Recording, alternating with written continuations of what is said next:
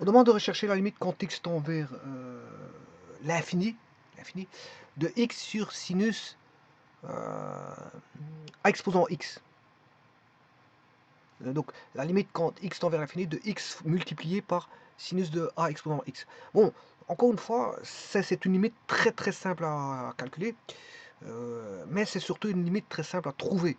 Donc pour ceux qui font beaucoup de calculs de limites, bah, il est simple de trouver cette réponse là automatiquement sans par perspicacité, c'est-à-dire qu'automatiquement, c'est pas en devinant, c'est pas une devinette là ici, c'est d'entrevoir vraiment ce qui va se passer au loin et d'en allant en rechercher, voilà l'essentiel. Alors l'essentiel ici, si on va loin, voilà, en réfléchissant très loin, sans mettre sur papier quoi que ce soit, ben on peut se dire que cette limite vaudra A. Elle vaudra A. Alors pourquoi? Ici je vais faire les développements, pourquoi elle vaudra A? Mais en tout cas, de manière perspicace, celui qui calcule beaucoup de limites, il peut entrevoir que ça fait A. Pourquoi? Vous allez voir pourquoi. Pourquoi ça peut valoir A directement. Bon, avant toute chose, on va faire l'organigramme de la construction de cette fonction qui est une multiplication de deux fonctions. Une fonction qui est un polynôme du premier degré, qui est x, voilà, qui est la fonction identité, avec une fonction sinus, mais attention que la fonction sinus qui est a sur x, c'est pas la fonction sinus x, hein, c'est la fonction a sur x. Ne pas confondre, c'est différent, a sur x. Ne pas confondre sinus de 1 sur x, c'est différent de sinus x. Hein. C'est pas la même chose. C'est pas la même chose. Voilà, ça c'est la première chose. Bon, la première chose qu'on va faire, c'est on va construire un organigramme de cette fonction-là. Donc, j'ai besoin de quoi? Ben, j'ai besoin de la fonction identité et que je vais appeler x. Voilà, je prends un x, voilà, je vais multiplier avec une fonction. Bien sûr, il faut une constante que j'appelle a. A.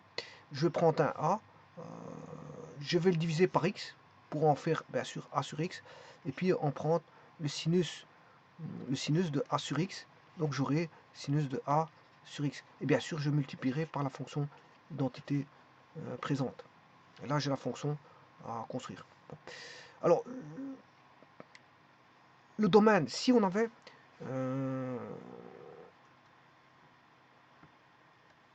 le domaine de... Quel est le domaine de ceci? Sinus x. Ben, x appartient à R, sauf, on va dire, 0 plus capi.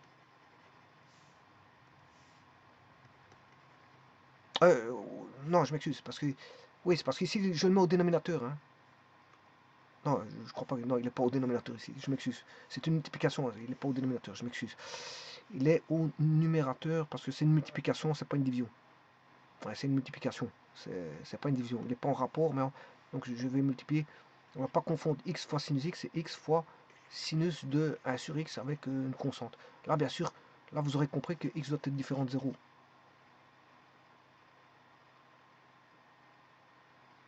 X doit être différent de 0. Par contre, là, je peux prendre le 0 parce qu'il est multiplié. Et justement, on recherche la limite quand x tend vers 0.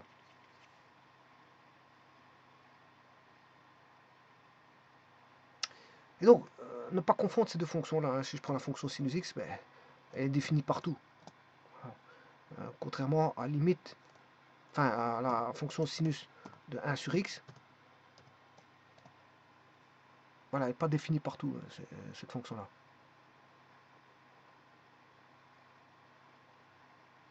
Donc elle n'est pas définie en 0. Voilà, pas confondre les deux. Bon, maintenant, ce que je vais faire, c'est faire la multiplication. On va pas confondre x fois sinus x. Hein, c'est une belle fonction comme ça.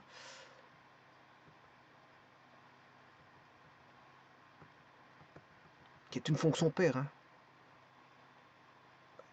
Alors x fois x, la multiplication de x fois sinus x, c'est une fonction qu'on rencontre dans la théorie des ondes. Voilà, notamment la multiplication et la division en télécommunication, ou si on étudie les ondes, ben, on aura fatalement l'étude de ces deux fonctions-là. C'est des fonctions très utilisées. Alors ici, bien sûr, je vais augmenter le... Voilà, je vais mettre... c'est des fonctions qu'il faut utiliser, ça. Enfin, pas sans X quand même.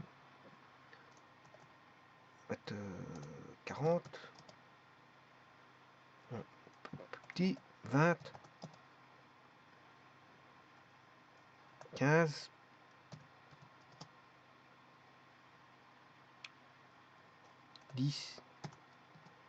Voilà, c'est plus ou moins ça. Voilà, vous la reconnaissez. En science, on utilise fameusement cette fonction-là, sinus x sur x. Et quand je dis en science, c'est théorie des ondes, télécommunications, électronique, tout ça, bon, c'est des fonctions qui sont fort connues par les électroniciens, par ceux qui étudient les ondes, par ceux qui étudient les télécommunications, etc. Bon, c'est une fonction très usitée, très utilisée. En tout cas, sinus x sur x. Voilà. Alors ici, justement, il faut rechercher, je vais effacer ceci, x fois sinus de 1 sur x. Voilà. Alors je vais mettre un coefficient en radian, bien sûr. 3, je vais mettre 3. On va essayer 10.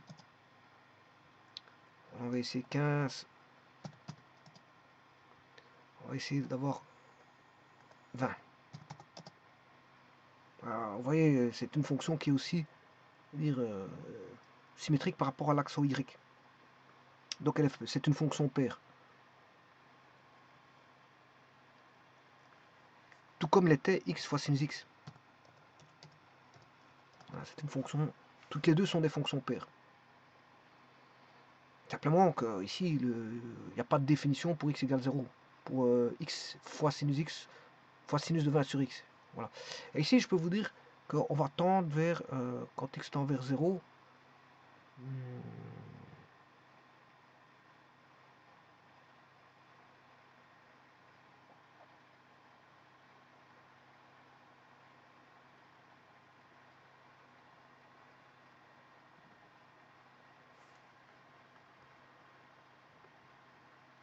alors, aura-t-on A? Ici, je ne veux pas aller trop vite non plus. Aura-t-on A? On va voir. On va voir. Ben, une certaine perspicacité me dit qu'on peut trouver A, mais je vais voir. Je vais voir qu'est-ce qu'on va trouver. Parce que c'est vrai que en regardant ici, j'ai bien tapé 20 sur A.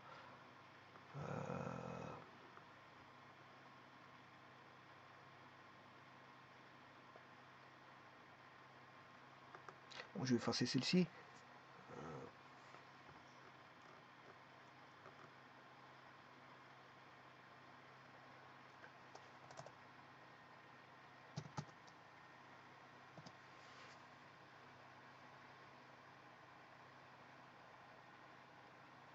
Ah oui, oui, oui, je m'excuse.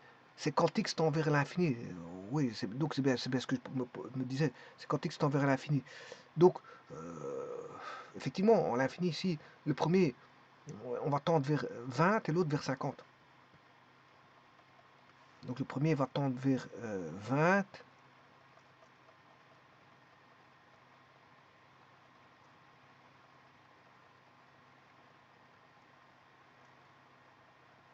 Voilà, donc il y a bien une asymptote.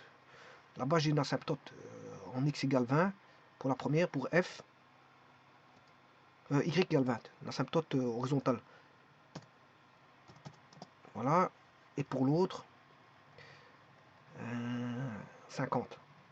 Donc on ne dépassera jamais ça. Donc il y a un mur, il y a un mur qui est l'asymptote verticale qui va bloquer. Voilà. Et donc c'est bien beau ce que j'ai remarqué. Donc je n'ai pas fait d'erreur. Donc, ben, attends, comment je pense ça, ben, vous allez voir comment j'ai pensé ça. C'est parce qu'en fait, tout simplement, on sait le voir de manière perspicace. Hein, ouais. Regardez bien. Alors, vous aurez compris que, ouais, c'était pas en zéro. Hein, parce que moi, à un moment donné, je me disais c'était en zéro, mais c'est la limite en l'infini. C'est la limite quand x tend vers l'infini. Voilà, de x fois sinus de a sur x. Alors, celui-ci,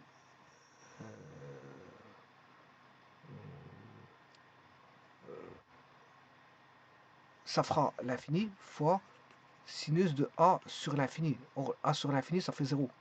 On a l'infini fois 0. Ça, c'est une forme indéterminée.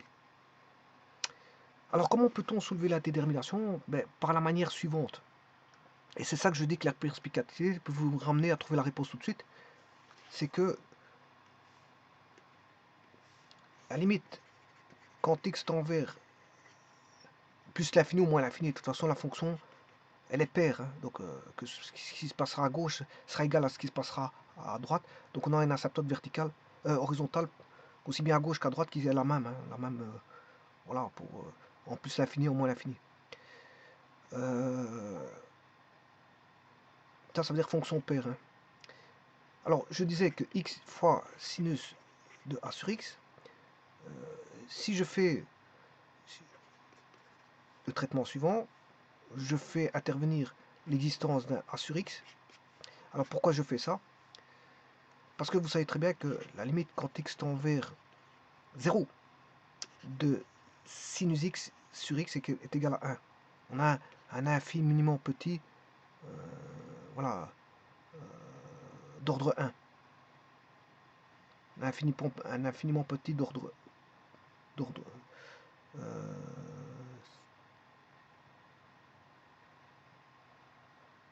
Ici, je m'excuse. Ici, on aura, la limite, elle vaudra quand x tend vers 0,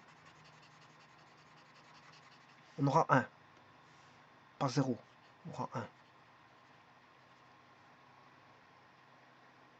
Ce qu'on peut dire, c'est le rapport de deux infiniment petits. Ça oui. De même ordre. Et donc, ce rapport, il vaut 1. Alors, si vous voulez voir, tout d'abord, je rappelle que, avant toute chose, que la fonction sinus x est une fonction très utilisée dans le domaine des sciences, télécommunications électroniques, voilà, électronique, télécommunications, les ondes, théorie des ondes, etc. C'est la fonction sinus x sur x.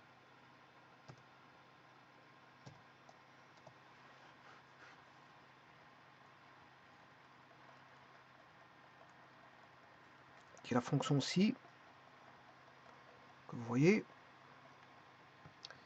Et si je cherche la limite de p quand il tend vers 0, ça fait bien 1. Je vous avais dit que ça fait bien 1.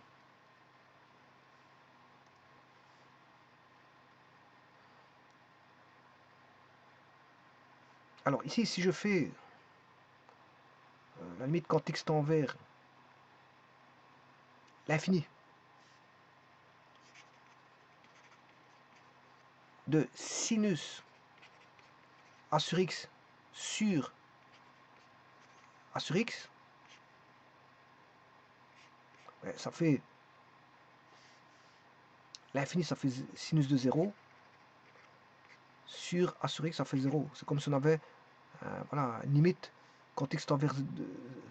ça équivaudra à dire qu'on a la limite. Je vais faire un petit déplacement. C'est comme si on avait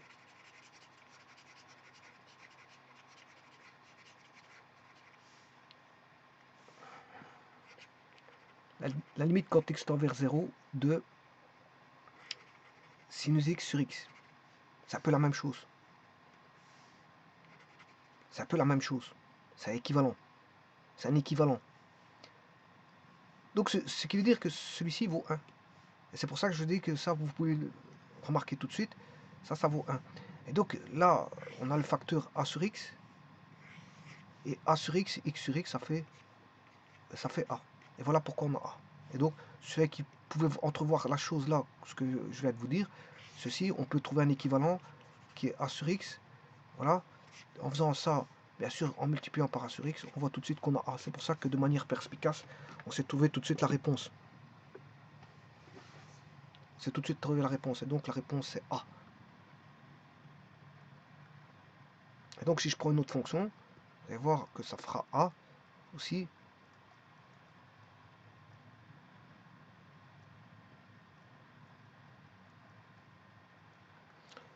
Alors pour ça, qu'est-ce que je vais montrer? Je vais montrer que là, je vais mettre 1 dans un premier temps. Je vais mettre un curseur. Et un instant, il va apparaître. Le temps qu'il apparaisse, on va patienter un tout petit peu. histoire qu'il mette le curseur. Voilà, il l'a mis. Alors, le A, il va aller de 1, l'intervalle, on va mettre un A positif. Bon, c'est moi qui décide. Je vais prendre un... Ouais, on va laisser un A négatif, c'est pas grave. On va aller de moins 20 à 20.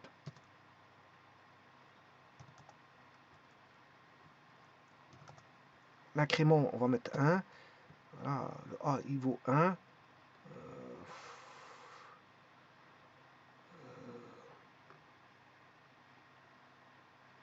Ouais, je vais faire OK. Alors maintenant que j'ai mis le A, je vais le mettre ici. Et je vais bien sûr...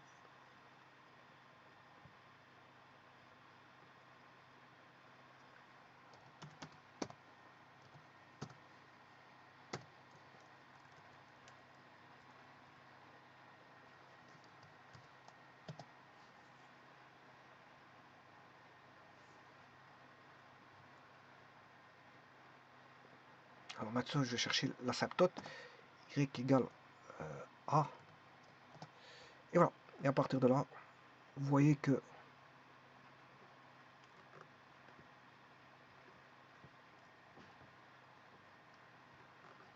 ce qui a été dit est vrai.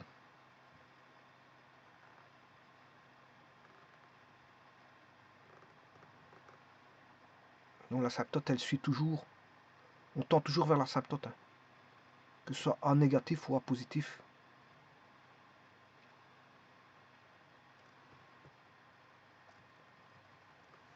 Donc je peux aller jusque 20. Donc je vais remonter en 20. Voilà. Donc j'ai mis mes limites jusqu'en 20. Donc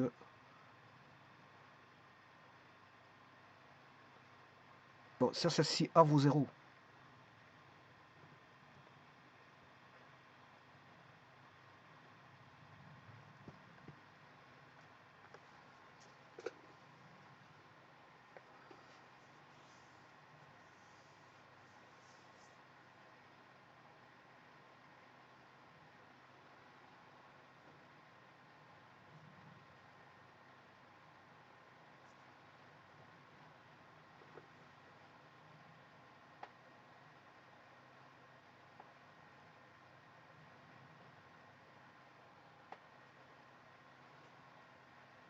Je vous remercie.